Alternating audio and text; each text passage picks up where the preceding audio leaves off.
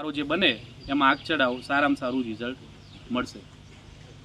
ઘણા બધા ખેડૂતો ડ્રેગન ફ્રૂટનું એવું વાવેતર કરે છે, કાંટાવાળા જે કહીએ છીએ. ઘણી બધી વેરાયટીઓ છે, નામ નથી દેતો, પણ અત્યારે એબીસી આવું કહે છે ખેડૂતો. પણ આપણે સિમ્પલ એક થિયરી રાખવાની કે જેના ફળના કલર લાલ હોય અને અંદરનો પલ્પનો કલર લાલ હોય, એ ડ્રેગન ફ્રૂટ અત્યારે સારું છે.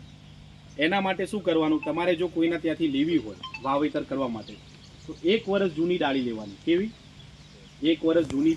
કાંટાળો છે, કચ્છીમાં કહેવત છે કે જેમાં કંઠ હોય ને એ કચ્છમાં ફટાફટ થાય. કંઠ એટલે કાંટો. બોરડી છે, ડ્રેગન ફ્રૂટ છે, દાડમ છે, ખારેક છે, આ બધામાં કાંટા હોય અને એ કચ્છમાં સારું થાય છે. તો જે કાચમ પાળા ચડાવીને ખાતર ભરીને વાવેતર કરજો. ડ્રીપ દ્વારા ભેજ જ જાળવજો. વધારે પગલા કહીએ ને વાડીની બહાર લાગેલા હોય એને 40-45 ડિગ્રી ટેમ્પરેચર જાય તો એને કાંઈ થતું નથી. આ ફોરેનનું છે, એને 30 થી 35 ડિગ્રી ઉપરનું તાપમાન જશે એટલે તરત એની સ્ટીક પીળી પડવા લાગશે. એટલે ખેડૂતો શું કરે, ઉપર નેટ મારે, આજુબાજુ સરગવાનું